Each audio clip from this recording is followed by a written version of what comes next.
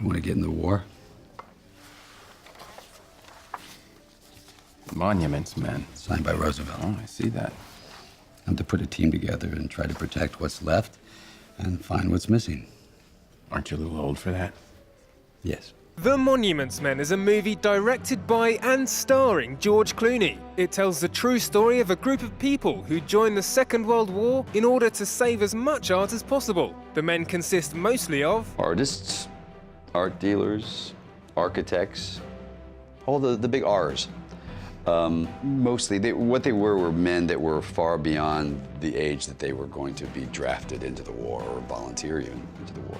They weren't particularly of the military mindset either, and were given this adventure, this idea of an adventure, because they actually had this belief in that culture can be destroyed. We have your architect from Chicago, a sculptor, a director of design at the School of Fine Arts, and a few other experts in various fields of art. How the fellas making out? Like Olympians!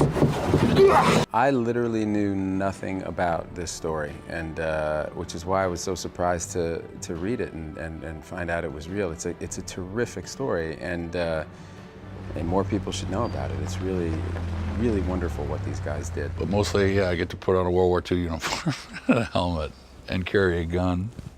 Neato. Everything I've wanted to do since I was 5. My character is Jean-Claude Clermont. It's a typical French name. Jean-Claude Clermont is a French Jewish art dealer from Marseille. He's not really a soldier, but he's very proud to be a monuments man. He said in the movie, right here is the only way I get into this war. And he's a good guy. We're going to start with a friend in Paris who's going to have some idea where the French art has been hidden. How can I help you steal our stolen art? It says if Hitler dies or if Germany falls, they're to destroy everything. Everything. Obviously, the Monuments Men know the work's disappearing, but they don't know where it's going to. So Matt's character, Granger, hears about her and then has to win her trust. Because, of course, as we all know, there's a real fear on the part of the French that the works were going to either go to Russian collections or go to the United States. And so did it really matter whether it was stolen by the Germans, the Russians, or the Americans? And so it was really important that she trusts Granger to know that the work is going to go back to the families from whence it was originally stolen. If it weren't for us, you'd be speaking German. No. If it wasn't for you, I might be dead. But I would still be speaking French.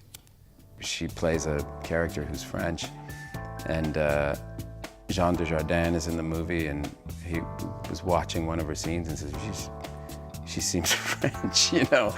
And so it's when you're playing somebody from another country, speaking at times another language, and then speaking English with that accent, and you're fooling one of the great actors from that country. I think you're operating at a pretty high level. And that goes for the whole movie. Find out how much art George Clooney and his Monuments Men will recover in a cinema near you. I'm proud of what we're doing here. You're gonna miss me so much when this is all over. All hell's breaking loose here. We have some unfinished business.